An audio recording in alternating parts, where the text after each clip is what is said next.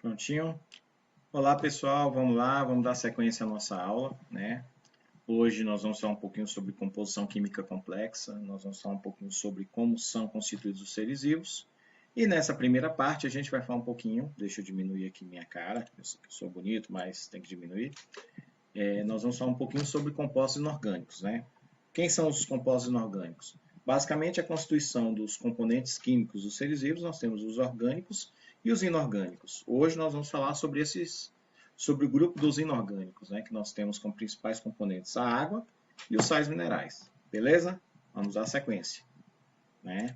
Vamos lá, o GIF mexendo. Antes vamos falar um pouquinho sobre os elementos, principais elementos que constituem os seres vivos. Então nós temos carbono, hidrogênio, oxigênio, nitrogênio, enxofre e fósforo como os principais componentes, os elementos que compõem os seres vivos. As moléculas, as substâncias que se formam a partir da combinação desses elementos são os componentes que nós citamos acima, né? Os orgânicos e os inorgânicos. Por exemplo, a água é combinando hidrogênio e oxigênio, entendeu? Proteínas no geral combinando carbono, hidrogênio e oxigênio, né? Pode ter nitrogênio, etc. Então isso é relativo, depende muito, né, de qual componente a gente vai citar. Mas é importante a gente enfatizar que 99%, né, são formados basicamente por esses 6 elementos. Beleza? Aqui a gente tem um gráfico entre as substâncias, né, os componentes que estão em maior quantidade. Então a gente tem dentro dos seres vivos, deixa eu tirar aqui pronto. Dentro dos seres vivos, a gente pode observar que a água pode ocorrer entre 70% e 80%, até 85%, segundo o gráfico lá, né, de composição dos seres vivos. A proteína vem em segundo, né? Se a gente desidratar, extrair a água de um ser vivo, o que vai sobrar em grande maioria são proteínas. Então, ela está em segundo, entre 10% e 15%. Aqui no gráfico em forma de pizza a gente tem 13%, os lipídios vêm depois, entre 2% e 3%, carboidratos mais ou menos 1%, ácidos nucleicos mais ou menos 1%, e outros componentes em torno de 1%. Então a gente vê que, né, a substância que ocorre em maior quantidade nos seres vivos, né, é a água. Beleza? Então, a gente pode separar mais ou menos assim, né? A gente tem as substâncias, os compostos inorgânicos, né? As substâncias inorgânicas, que acabam formando moléculas pequenas, né? Como é o caso da água e dos sais minerais. São moléculas, no geral, simples, né? Que acabam compondo, né? Constituindo os seres vivos. Já a gente tem no outro grupo, nas chamadas substâncias ou compostos ou componentes orgânicos, moléculas mais complexas, com maior quantidade de componentes, etc. Muitas vezes formado por cadeias longas, né? Aí a gente tem os carboidratos, que são os glicídios, né? Lipídios, que são as gorduras, proteínas, vitaminas, ácidos nucleicos, e etc. Isso aí vai ficar para uma outra aula. Hoje a gente vai enfatizar principalmente nesses dois aqui, na água e nos sais minerais. Beleza?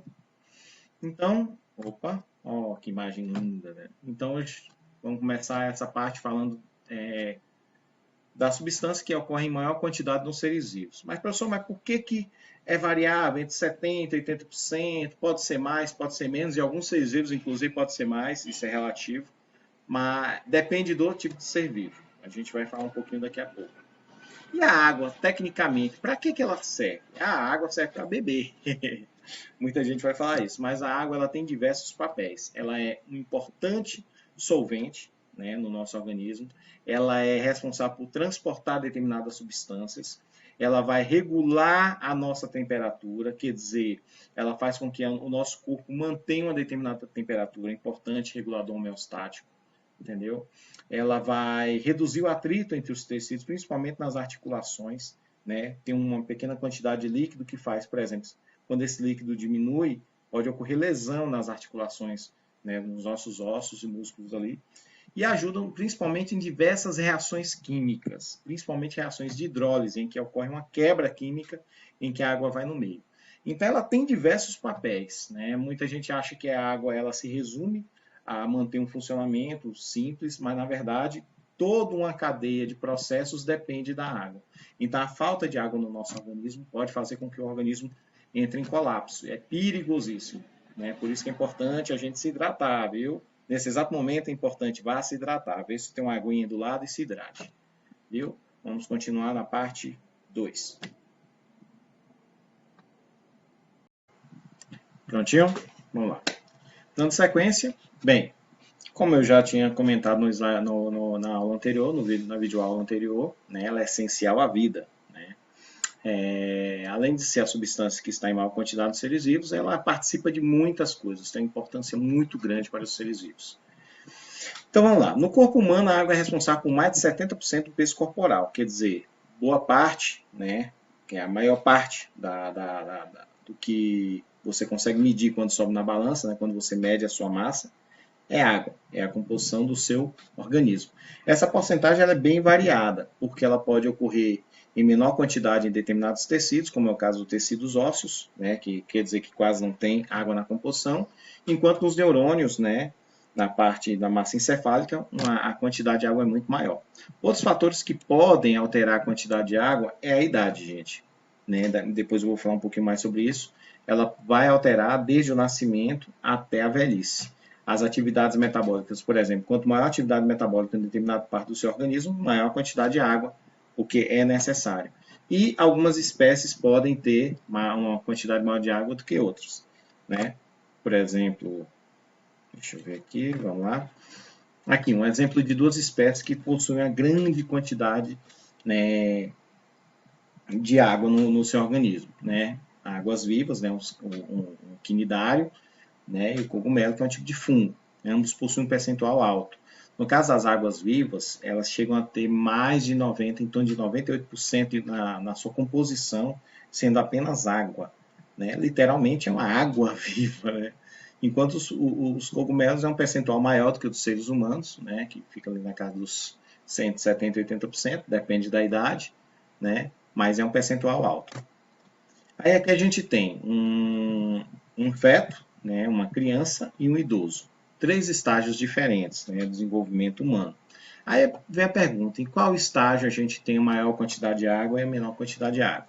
A quantidade de água ela muda conforme a idade avança. Então, começa com um percentual muito alto, quer dizer que o feto possui uma quantidade maior de água do que a criança, e a criança um percentual maior de idade do que um jovem, e um jovem um percentual maior de idade do que um adulto, e o adulto maior do que o do idoso. Então, conforme envelhecemos, o percentual de água diminui, ok?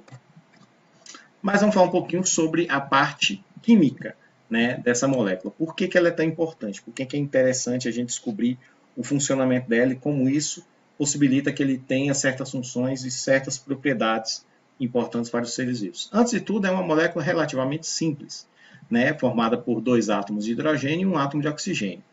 Se a gente fosse representar por meio de esfera, seria mais ou menos assim. Uma esfera vermelha, que é a maior, seria o átomo de oxigênio, e as duas esferas azuis menores seriam os átomos de hidrogênio. Então, H2O, né? 2 hidrogênios, 1 oxigênio.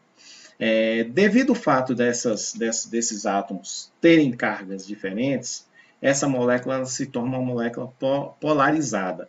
O oxigênio tem uma carga levemente negativa, enquanto os átomos de hidrogênio têm uma carga levemente positiva. Então, eu formo um polo negativo no extremo onde está o átomo de oxigênio da molécula de água, e aqui no polo onde estão os 2 átomos de hidrogênio, eu formo um polo positivo.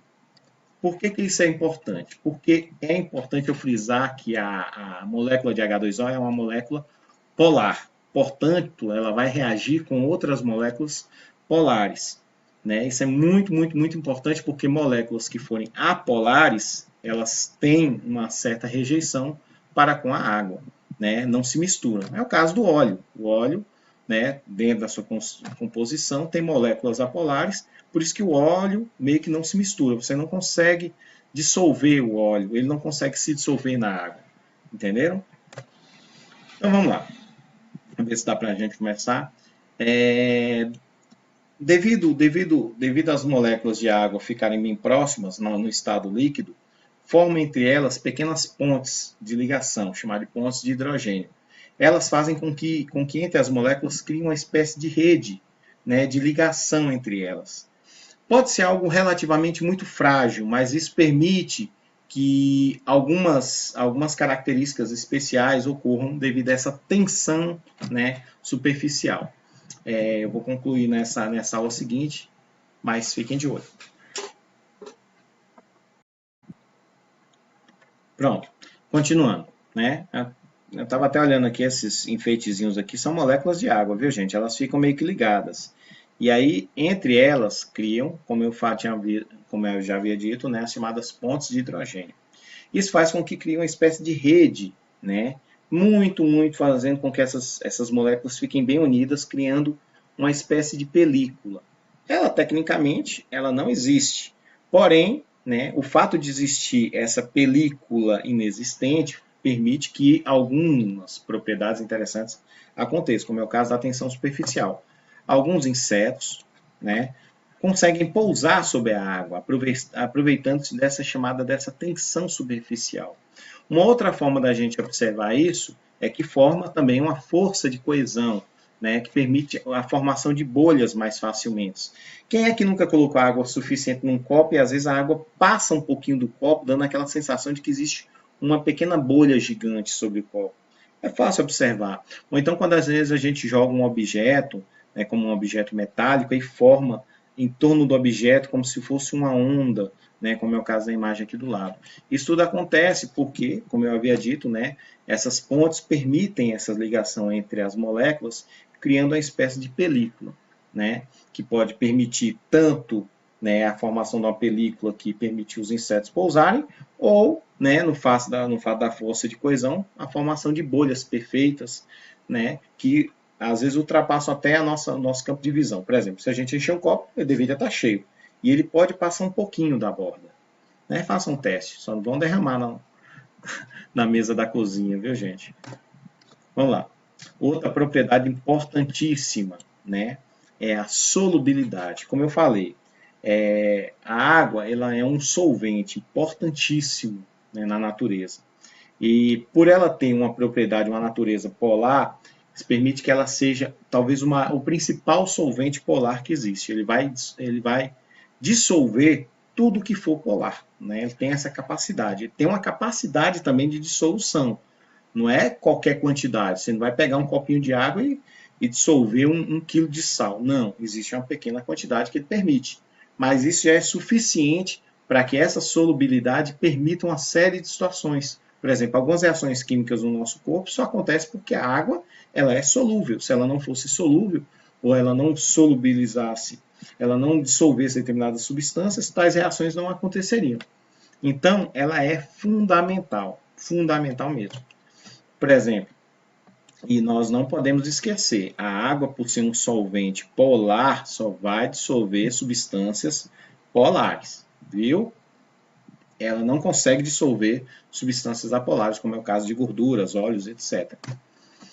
Bem, a água ela possui, né, uma propriedade física muito importante, que é o calor específico, calor de vaporização. A gente pode chamar também de ponto de fusão, ponto de ebulição e etc. O PF e o PE, né, como alguns livros colocam, esses pontos são temperaturas em que a água pura, né, pela sua lógica, ela ela sairia de um estado físico para o outro, né? E isso é importante porque, por exemplo, determinadas reações químicas só ocorrem em determinado estado físico e assim por diante. Então, ela é ótima para regular a temperatura porque ela possui pontos específicos. Por exemplo, ao 0 grau, quando ela está no estado líquido, quando ela chega a 0 grau, ela pode passar para o estado sólido. A 100 graus, quando ela está no estado líquido, ela pode passar para o estado gasoso e vice-versa, né? Então, ela funciona como um moderador de temperatura no nosso corpo. Ela ajuda a manter a temperatura interna, porque ela possui esses pontos específicos. Por exemplo, como é que ela pode ajudar a manter a nossa temperatura? Quando está muito quente, a gente começa, nesse exato momento, igual eu estou, a transpirar. A transpiração faz com que a temperatura em volta do meu corpo reduza. Isso mostra que a temperatura ambiente está quente, mas o meu corpo não quer aquecer. Então, ele faz com que esse suor ajude a manter a minha temperatura. Né? Aqui tem um exemplo da água entrando no estado gasoso, entrando em ebulição aqui na chaleira, né? Embaixo a água no estado sólido. Viu? Essa função da água ela é importantíssima para muitos seres vivos, que permitem manter a temperatura interna pela presença de água. Beleza? Vamos para a próxima parte.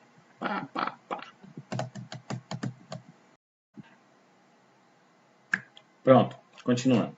E devido a essa questão da solubilidade, a água ela acaba atuando como um importante reagente químico. Ela participa diretamente de muitas reações químicas, né? Tanto ajudando na quebra, né, de algumas reações, né, quanto no fornecimento de parte dos seus componentes, o oxigênio e o hidrogênio. Né? Aqui no texto aqui tem um exemplo de que na fotossíntese, né, durante a reação da fotossíntese, quem fornece o hidrogênio para formar a glicose é a água. Né? É muito importante nesse sentido, porque a função da fotossíntese é a formação, uma delas principal é a formação da glicose, que vai servir de energia, de nutriente para os organismos autótrofos, né? Fora que ela realiza quebra de diversas formas. Essas quebras são chamadas de hidrólise. Quando ocorre uma quebra, né, numa reação química por meio da água, né, a gente chama isso de hidrólise. Vamos lá.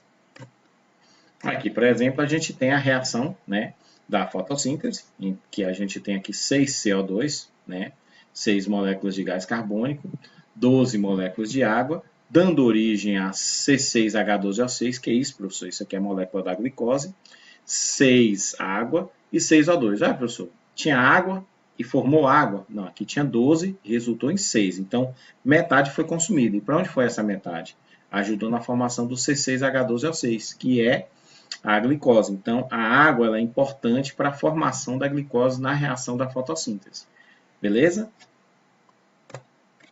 E aí a gente vai para a segunda parte, a parte dos sais minerais. Bem, a gente chama de sais minerais, mas na verdade é um conjunto de substâncias, né?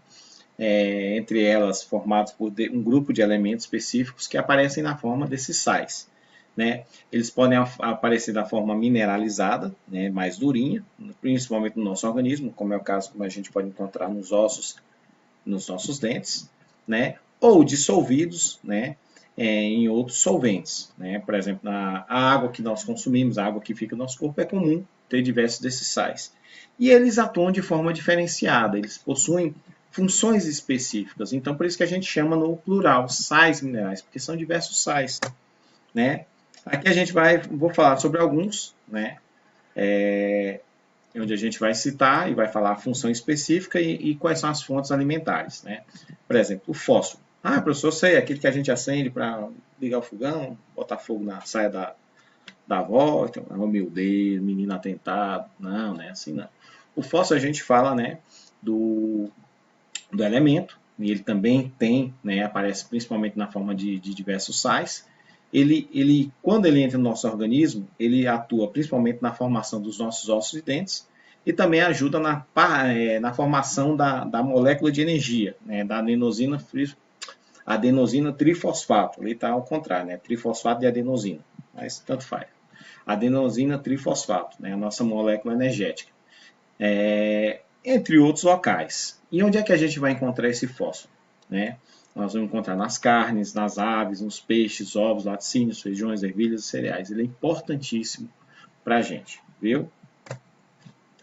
E a gente tem um segundo aqui, o cálcio. Já deve ter falado, o cálcio está relacionado aos ossos, a gente escuta muito. Então, assim como o fósforo, né, ele entra também na formação dos ossos e dentes. E atua também na contração de fibras musculares e participa dos processos de coagulação do sangue. Tem diversas funções, beleza? E a gente vai encontrar principalmente nos leites, né, nos seus derivados, né, nos chamados laticínios, hortaliças de folhas verdes, né, principalmente quanto mais escuro, melhor é a presença, né, como espinafre, brócolis e etc. Vamos lá. Ferro, aí muita gente fala assim, tem que comer feijão porque tem ferro. Então, acho que todo mundo já deve ter escutado isso.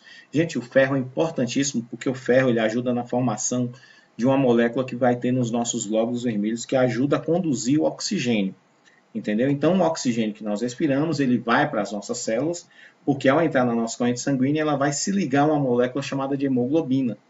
E a hemoglobina ela é essencial para levar esse oxigênio até as nossas células. E quem ajuda a formar hemoglobina é o ferro. Aí fala assim, professor, então tem que sair comendo ferro. Não, nós temos, calma, gente.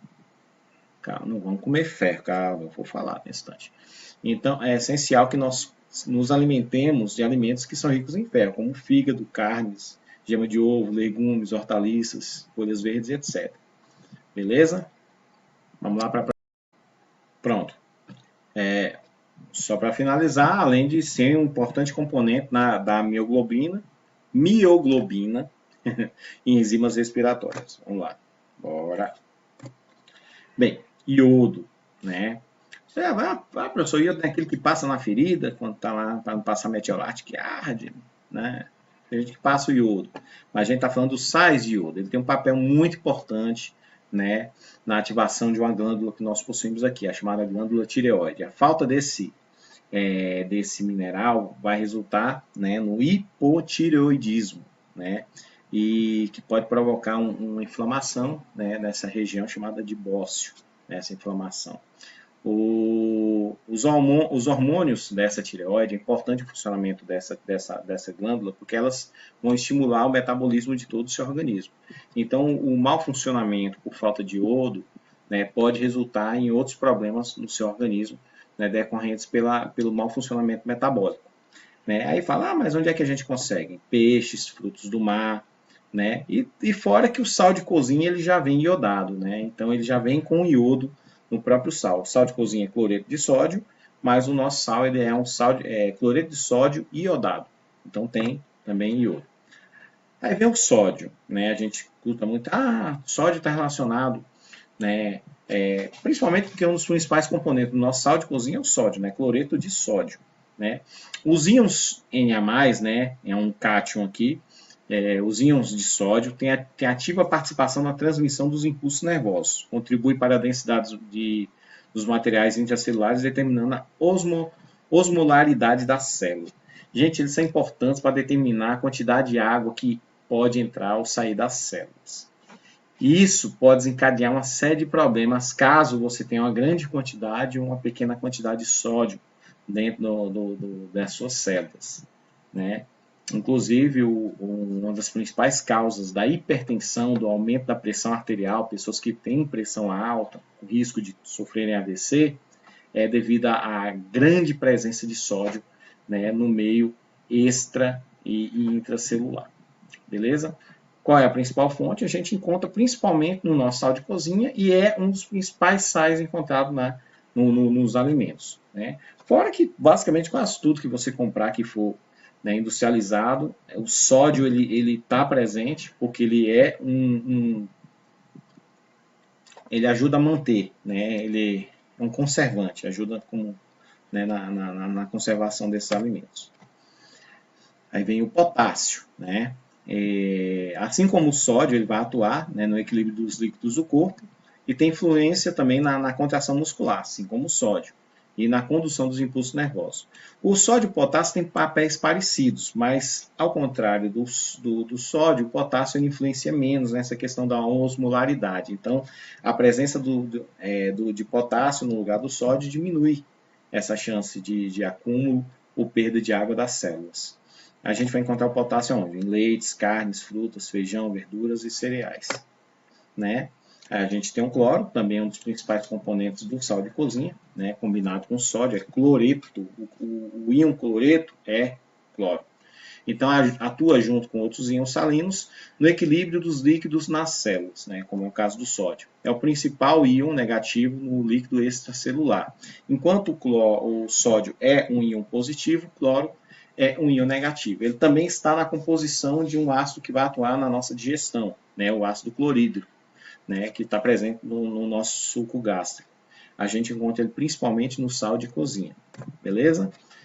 E terminamos aqui. Por enquanto, por quê, professor? Porque a gente vai ter, né, mais na frente falando sobre os compostos orgânicos. E aí é um assunto um pouco mais extenso. Isso daqui a gente conseguiu concluir. Então, como o Snoopy está fazendo aí, tchau, tchau.